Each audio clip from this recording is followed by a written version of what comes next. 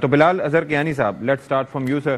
سوال بنیادی یہی ہے کہ جب ایک سیدھا سا معاملہ تھا، 27ویں ترمیم منظور ہو گئی، میاں صاحب وہاں پر موجود تھے، ایک یکجہتی کا ایک پیغام دیا گیا، کوئی مسئلہ نہیں تھا، تو پھر یہ موقع کیوں دیا گیا ان یوٹیوبرز کو جو اپنی کمائی کر رہے ہیں؟ اپوزیشن تنقید کر رہی ہے، قیاس آرائیاں، چہ مگوئیاں، کافی ساری چیزیں، ہر کوئی اپنا منجن بیچ رہا ہے. ضرورت کیا تھی اس ڈیلے کی؟ دیکھیے ستی صاحب، حکومتیں یوٹیوبرز کی باتوں پر نہیں چلتی. پی ٹی آئی تو چلتی ہوگی، دوسری جماعتوں کی پالیسیز چلتی ہوں گی، تو ہمیں اس چیز سے غرض نہیں ہے، نہ ہی کسی کو کوئی موقع دیا جا رہا ہے. میرے خیال سے کچھ لوگ دے آر کلچنگ ایٹ اسٹراز، اور کوئی پتہ نہیں امیدیں لگائے بیٹھے ہیں. وہ اپنی چیزیں اپنی جگہ، مگر بنیادی طور پہ دیکھیے اس میں کوئی ایسی بات نہیں ہے. ایک نوٹیفیکیشن ہے، انشاءاللہ جو بھی اس کے سٹیپس پورے ہونے والے ہیں انٹرنلی ان دا گورنمنٹ، وہ پورے ہو کے سامنے آ جائیں گے. اس کے بارے میں کوئی خاص یعنی کہ since the passing of that amendment that was the part of the plan کہ اس میں اسی طریقے سے تھوڑا ٹائم لے کے ہم نے نوٹیفیکیشن جاری کرنا ہے، یہ بائی ڈیزائن ہو رہا ہے. ایک آپ نے نہیں، دیکھیے ایک دفتر آپ نے ایک نیا آفس سے کریٹ ہوا آئین میں ترمیم کے بعد، جو پارلیمنٹ میں 2/3 میجورٹی دونوں ہاؤسز کے بعد ہوا، اور اس کے اندر یہ چیز لکھی گئی کہ دیکھیے آپ کے پاس موجودہ آپ کے ایگزسٹنگ جو آپ کے آرم فورسز کے سربراہان ہیں وہ موجود ہیں. ایک نئے آفس کی کریشن ہوئی ہے، اور اس کے جو بھی تقاضے پورے ہونے والے ہیں پروسیجرل، وہ انشاءاللہ ہو کے یہ سامنے آ جائے گی. مگر بنیادی بات تو یہ ہے کہ یہ جو ایک چیف آف ڈیفنس فورسز کا آفس کا قیام تھا، اس کو سمجھا گیا کہ ضروری ہے. آج کل کی پاکستان کی جو دفاعی ضروریات ہیں اس کو مد نظر رکھتے ہوئے، تو دیکھیے آئندہ دنوں میں یہ چیز ہو جائے گی. اس میں کوئی ایسی بات نہیں ہے میرے خیال سے. یہ بس قیاس آرائیوں کے لیے، کیونکہ لوگوں کو کوئی بات چاہیے ہوتی ہے، کر رہے ہیں، مگر اس میں کوئی دیر از نتھنگ ٹو بی. تو کیا ہوگا اس میں؟ کوئی سیریمنی ہوگی بلال صاحب؟ اس میں کوئی طریقہ کار ہوگا اور کوئی ٹائم فریم ابھی بھی؟ کیونکہ فیصل واڈا صاحب یہ فرما رہے ہیں کہ جی تیاری کر لیں جی، تو اس پہ کیا ہوگا؟ صرف نوٹیفیکیشن ہوگا یا پھر کوئی باقاعدہ طور پر ایک تقریب ہوگی؟ کیا ہوگا؟ یہ دیکھیے وہ تو بات کی بات ہے کہ تقریب ہوتی ہے یا جو بھی طریقہ کار ہے. بنیادی چیز یہ ہے کہ دیکھیے ابھی بھی آپ کی تینوں آرم فورسز کے سربراہان موجود ہیں، اور پھر ایک for unity, jointness of command اور بہتر سنکرنائزیشن، اور and to have a more holistic approach to modern warfare, modern defence. اس کے لیے یہ پارلیمان نے یہ سمجھا کہ یہ چیف آف ڈیفنس فورسز کا آفس ہونا چاہیے. اس کا نوٹیفیکیشن آئندہ دنوں میں ہو جائے گا. مگر ہماری افواج الحمدللہ پچھلے سال جس طرح جنگ میں دکھایا آپس میں کوآرڈینیشن، اور جس طرح کی ان کی ایک ذہانت بھی ہے، ان کی مہارت بھی ہے، ان کی دلیری بھی ہے، وہ سب کے سامنے. اور آئندہ دنوں میں جو یہ نیا آفس اب کریٹ کیا گیا ہے پارلیمنٹ کی منشا کے مطابق، اس کے بھی نوٹیفیکیشن آئندہ دنوں میں ہو جائے گا. اور انشاءاللہ اس سے مزید میرے خیال سے ہمارے دفاعی جو تقاضے ہیں اس کو پورا کرنے میں آسانی ہوگی. سنکرنائزیشن بھی ہوگی، زیادہ ہولسٹک اپروچ ٹو وارفیئر بھی ہوگی، جس میں لینڈ، ایئر اور سی کے علاوہ ماڈرن، اب آپ جانتے ہیں اب تو انفارمیشن وارفیئر بھی ہے، اس کے اندر اسپیس بھی ہے. There are different aspects to warfare now. تو آئی ایم شیور کہ this office will help do that. اور ان ڈیو کورس انشاءاللہ جس طرح ڈیفنس منسٹر نے بھی کہا تھا، اس کا نوٹیفیکیشن ہو جائے گا اور یہ دفتر آپریشنلائز ہو جائے گا انشاءاللہ. انشاءاللہ جی ہونا یہی چاہیے. شیلا رضا صاحبہ، یور تھاٹس آن دیٹ؟ ظاہر ہے کہ آپ حکومتی اتحادی ہیں اور حکومت کا حصہ نہیں ہے، لیکن ساتھ ہیں ان کے ہر مشکل وقت میں، ہر سلسلے میں، ہر ترمیم کی منظوری میں، ہر قانون سازی میں. تو آپ کی جانب سے، آپ کی قیادت کی جانب سے اس پہ کیا مشورہ دیا گیا ہے، یا پھر جو ہو رہا ہے that's part of the process, اس میں کوئی پریشان ہونے کی بات نہیں ہے؟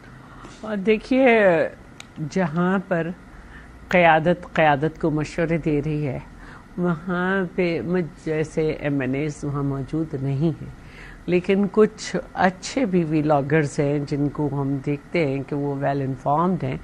تو اس میں سے یہ بات آئی ہے. اب اس میں کیا سچ ہے کیا نہیں، کہ آئی تھنک کہ گورنمنٹ چاہتی ہے کہ اس کے پاس یہ اختیار ہو، وزیر اعظم کے پاس، کہ وہ تینوں فورسز میں اس دفعہ تو انہیں، لیکن تینوں فورسز میں نیکسٹ ٹائم کسی کو بھی سی ڈی ایف بنا سکے.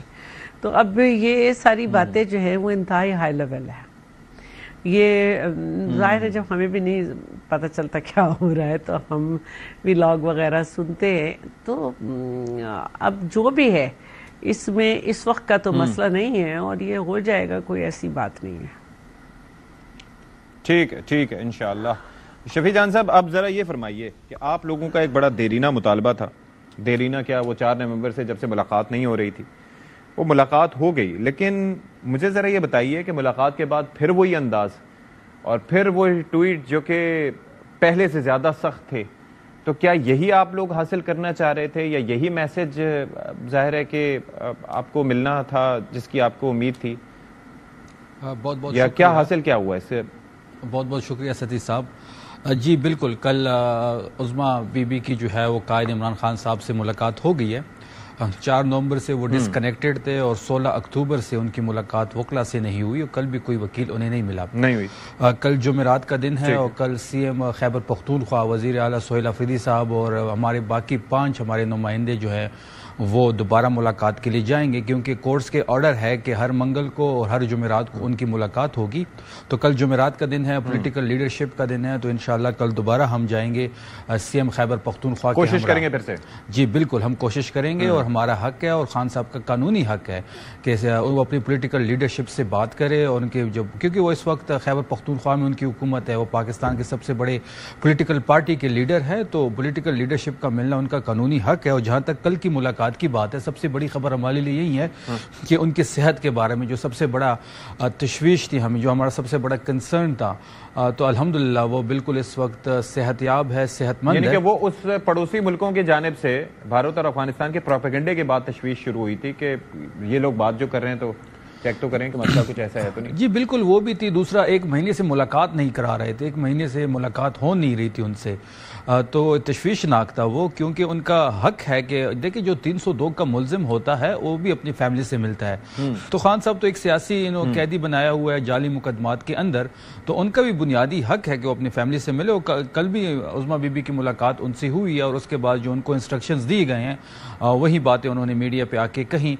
تو دیکھیں یہاں پہ ہمارا سٹانس بڑا کلیئر ہے کہ عمران خان صاحب جو ہیں وہ سیاسی بات کریں. لیکن یہاں پر شفیع جان صاحب ایک تو آپ لوگوں کا سٹینس ہے جس کے اندر کہیں نہ کہیں مفاہمت کی بات آتی ہے, اداروں کے ساتھ چلنے کی بات آتی ہے, کہیں نہ کہیں مل کے بیٹھنے کی, نظام کو آگے بڑھانے کی بات آتی ہے. اور جو وہاں سے ٹویٹس آتے ہیں, جس طرح سے بیانیہ ادھر ہوتا ہے, اس سے تو لگتا ہے کہ there is no chance. دیکھیں وہ تو آپ کے لیے بھی دروازے بند ہونے کی بات ہے.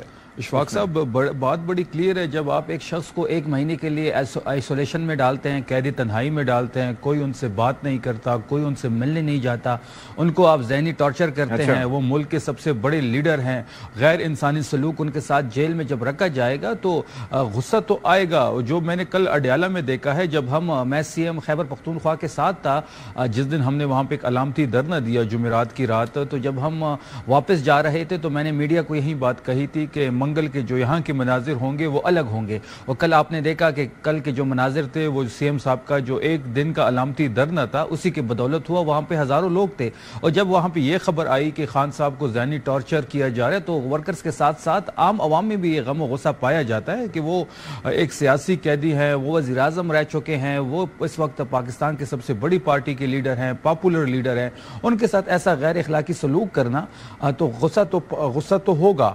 اور یہ غصہ جو ہے پاکستانی قوم واپس آتا ہوں کہ